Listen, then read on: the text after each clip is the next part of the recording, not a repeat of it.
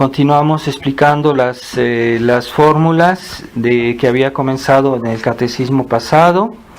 Había hablado de dos cosas que son hoy muy ignoradas o poco comentadas o pocos hablan de este tema, pero yo considero que es importantísimo. Entonces hablé de las consecuencias del pecado original, que es una cuestión de primera importancia hoy en este tiempo de liberalismo, de naturalismo, en la cual se considera la naturaleza como algo así como perfecto y que la naturaleza humana puede superar todos los problemas y la naturaleza humana por sí misma puede bastarse sin Dios, lo cual es falso. Entonces los efectos, como les expliqué la vez pasada, pues en las varias potencias del alma hay que tenerlos en cuenta, ¿no? Y quiero simplemente resaltar la importancia de esta cuestión. Entonces yo los había explicado, pero tómenlo mucho en cuenta, porque en la vida cotidiana pues todos tenemos estos defectos que debemos considerar. Y también les había explicado la escala de valores, la jerarquía de los valores, que también es muy importante considerarla, porque todo se debería basar en eso cuando tomamos una decisión, cuando tenemos afecto por algo. Debemos saber posponer los bienes que son accesorios, o los bienes que deben estar sometidos a otros bienes mayores. Y generalmente el pecado es eso, es cuando uno somete un bien, por ejemplo, sensible, le da más importancia que a un bien espiritual, o un bien material, a un bien moral, etcétera, ¿verdad? O sea, cuando anteponemos uno de los bienes inferiores a un bien superior, hay un desorden, hay un pecado. Entonces hay que comprender bien esta jerarquía para que pues sepamos actuar, sepamos decidir en nuestra vida. Entonces sí, ya los había descrito la vez pasada, pero quiero resaltar la importancia de esta jerarquía de valores, que hoy mucha gente en su mente ya no la comprende, no la conoce, no la valora. Y también muchas leyes que hay hoy que están mal. ¿Por qué están mal? Porque no respetan la jerarquía de valores, que esos conceptos que pues son cristianos. Entonces paso a otras fórmulas que yo había puesto en este librito que les había explicado, que yo había hecho imprimir cuando estuve en Europa.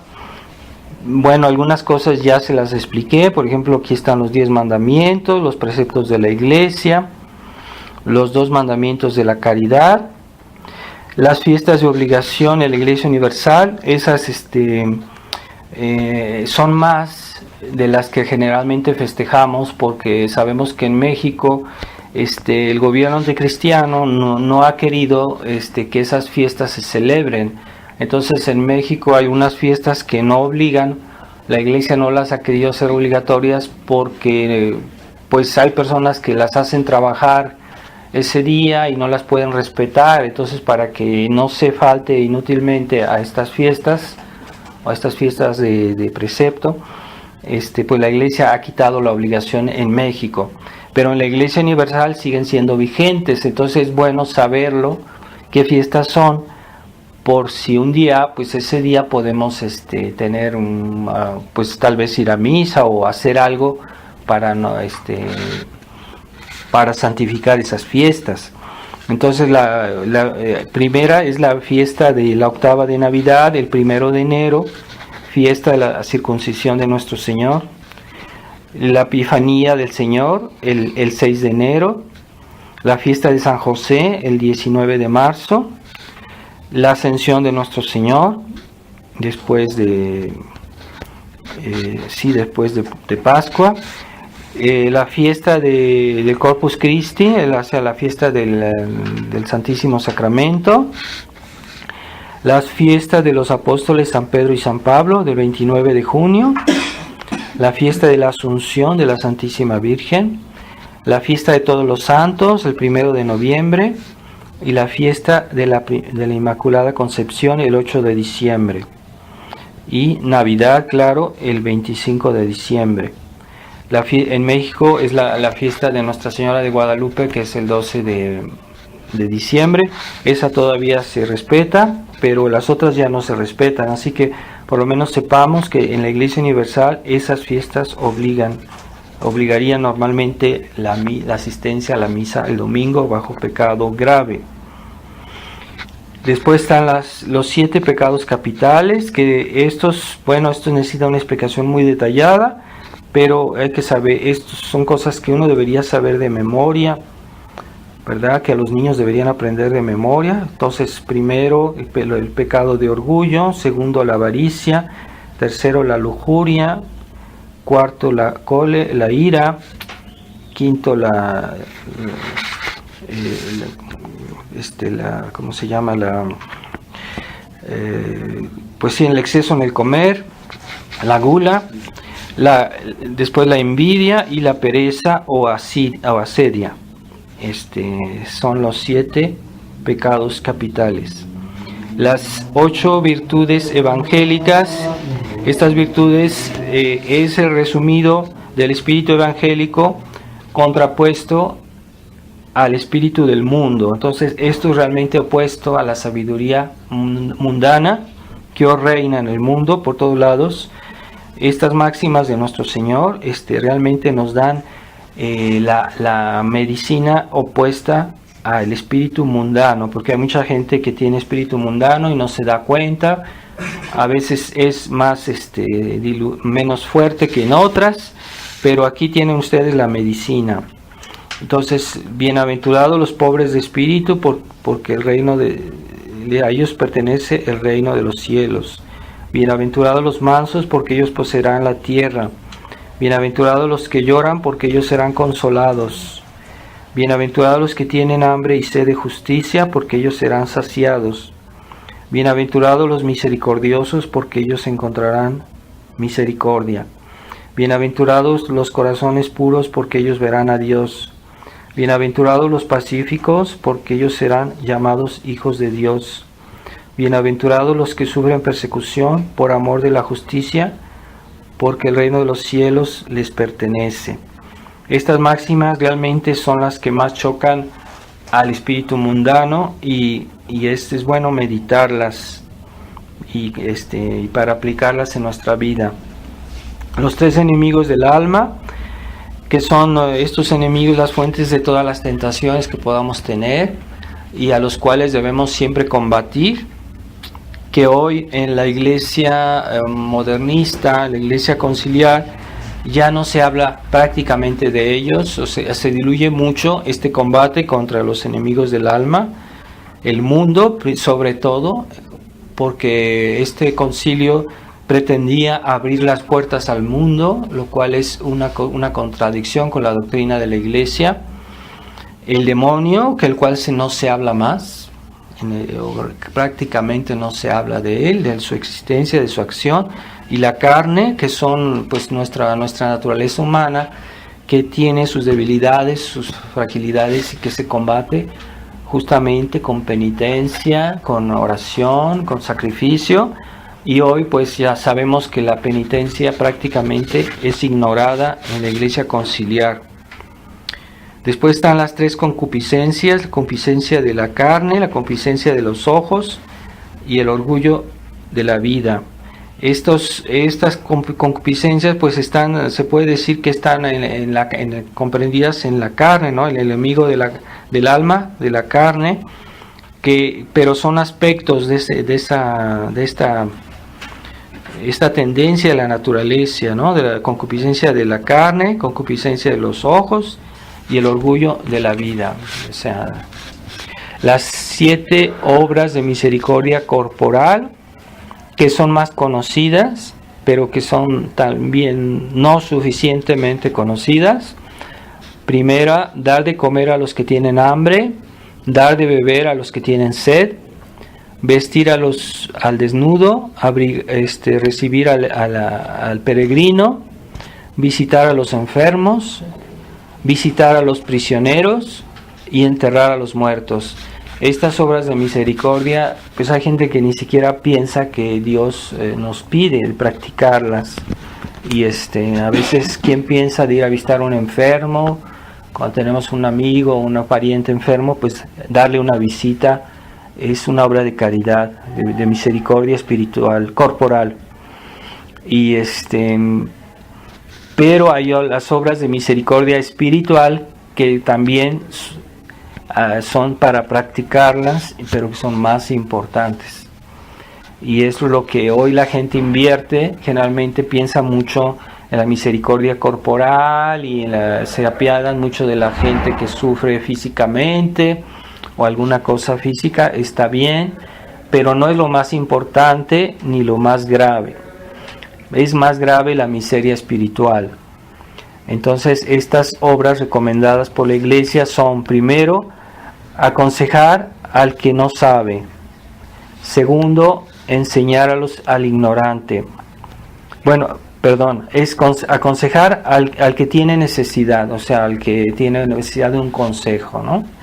Y después instruir al que no sabe. Tercero, reprender al que se equivoca. Es esa reprensión caritativa, no es esa represión orgullosa, soberbia, de que hace que a veces el que se equivoca pues se revela todavía más. Si uno le dice las cosas con soberbia, con dureza, puede uno provocar el efecto contrario. Por eso hay personas o hay tradicionalistas que cuando corrigen a los demás son muy desagradables. No se trata de ser desagradables, se trata de ayudar al que no sabe. No se trata tampoco de callar y dejar hacer, no, pero hay que saber hacer una corrección fraternal a los demás, sobre todo de una manera humilde, sin altanería. Cuarto, consolar a los afligidos, a aquellos que tienen alguna pena. A veces una palabra puede ayudarle mucho, una palabra de ánimo, de consuelo. Hay personas que no se les ocurre nunca animar a alguien que tiene una dificultad, no se les ocurre. Perdonar las ofensas también es una obra de misericordia, es saber perdonar a aquellos que por su debilidad, por su maldad, nos han ofendido. Soportar con paciencia a las personas molestas. Todos tenemos algún defecto, algunos tienen más. Debemos saberles soportar, y es una manera de tener misericordia. Y séptima, rezar por los vivos y los difuntos, o sea, tener esa compasión de los demás y de rezar por ellos, a las personas que están más mal son las que más necesitan oración. Hay personas que tienen tendencia a rezar solo por las personas que les caen bien, o personas buenas porque les caen bien, pero el que tiene realmente necesidad de oraciones justamente es el que se porta mal, el que anda mal, el que anda peor. Así que tengamos esa misericordia de rezar a aquellas personas, y es más difícil hacerlo con aquellos que nos han hecho algún daño o nos han hecho mucho daño. Es más difícil practicar esta obra de misericordia, rezar por él para que Dios se apiade de su alma.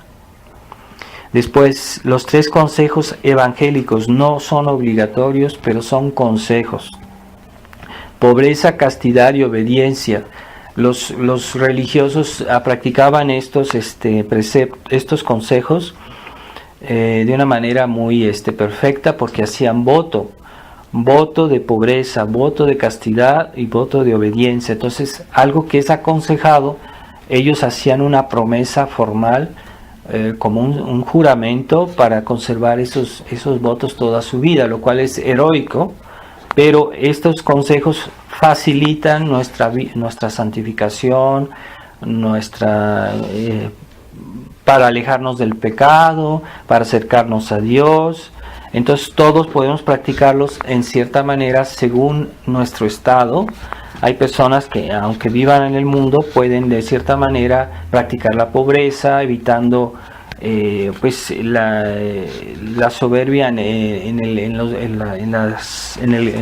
uso del dinero, la ostentación, ¿verdad? Evitar eso. Pero todos pueden de todos modos vivir en el mundo y en cierta manera practicar estos consejos. Después están las 3 edades de la vida espiritual, que son como etapas de una persona que se va acercando a Dios, y pues casi nadie habla de eso, pero la primera etapa de la vida espiritual es la purgativa, la segunda iluminativa y la tercera unitiva. Purgativa es toda esa vida cristiana en la cual nos purificamos de nuestros defectos, de nuestros pecados, de nuestros vicios, y es más bien el momento que nos convertimos a Dios, que nos acercamos a Él. Después la vida iluminativa es esa vida en la cual predomina el acercamiento a Dios, el progreso espiritual, la santificación. Y la vida unitiva es una vida en la que predomina la unión a Dios, que es como el cumplimiento de las 2 primeras, y eso se estudia en los manuales de espiritualidad católica, y era lo que sobre todo en lo cual se aplicaban las personas que viven en conventos y se viven una vida de santidad, que quieren practicar una santidad más explícita. Las personas que viven en el mundo no están excluidas de tratar de progresar en su vida espiritual, pero hay pocos que tienen esta preocupación.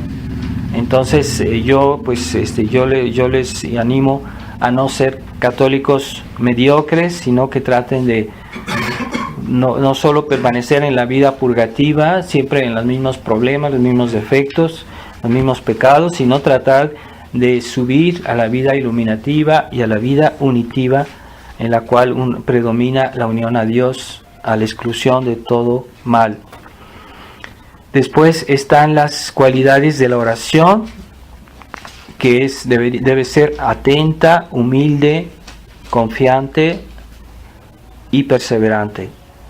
Son las cualidades de la oración. Mucha gente pide y quiere que enseguida Dios le escuche. No. La oración debe ser perseverante y también debe tener cualidades para que Dios la escuche. Y si le falta alguna de estas, podemos temer seriamente que Dios nos escuche. Si no es atenta, si no se hace con humildad, con confianza, resignación y perseverancia. Los 4 deberes de los padres hacia los hijos. De los hijos hacia los padres. Estos deberes muchos hijos los olvidan hoy, porque vivimos una época en la cual ya no hay respeto, ya no hay sentido del deber, de las obligaciones. Estos deberes de los hijos a los padres nunca cesan, es para toda la vida. No se aplican solo a los buenos papás, se aplica a los malos papás y a los buenos papás, y se aplican para toda la vida. Así que vale la pena que muchos hijos consideren estos deberes y los practiquen. Son, primero, respeto; segundo, amor incluso a los padres malos, a los padres que se portan mal. Hay hijos que detestan a sus padres porque sus padres se han portado mal, pero no, el amor a los padres nunca cesa, es un deber que Dios nos impone. La obediencia, sí, en la medida, si un padre pide a un hijo algo malo, claro que está, que no se puede, un pecado, algo así, no lo puede uno obedecer. Es lo que nosotros hacemos hoy también, en la tradición. No podemos obedecer los preceptos de aquellos pastores que nos quieren hacer debilitar nuestra fe, distorsionarla o desaparecerla. No podemos obedecer, pero fuera de eso hay que obedecer siempre. Después, la asistencia es cuando ya los padres son mayores y que ya no pueden ellos mismos alimentarse o sobrevivir económicamente. Los hijos tienen el deber grave de ayudar a sus padres. Entonces eso muchos hijos hoy lo olvidan. Los fines y las propiedades del matrimonio son muy importantes porque hay muchos matrimonios que hoy se disuelven o se destruyen porque los esposos no tienen claro en su mente los fines del matrimonio y las propiedades. El fin principal, primario del matrimonio es la procreación y la educación de los hijos. Y el fin secundario es la ayuda mutua entre los esposos y el amor recíproco. Es secundario. Y hoy en la iglesia moderna se ha hecho entender, se enumera los fines del matrimonio de la manera opuesta. Cuando se habla de los fines del matrimonio se habla siempre primero del amor mutuo, pero están corrompiendo la finalidad del matrimonio. Primero, Dios hizo el matrimonio para que hubiera hijos, para que hubiera nuevos cristianos, para que hubiera nuevas personas que vayan al cielo. Entonces, el primer fin. Si uno invierte los fines, pues se puede justificar el divorcio por cualquier capricho o por cualquier dificultad entre los esposos. Eso está mal. Y nunca ha sido el pensamiento de la iglesia, eso es nuevo. Las propiedades del matrimonio es un solo hombre con una sola mujer. Y la segunda unidad, o sea, primera propiedad es la unidad, la segunda propiedad es la indisolubilidad.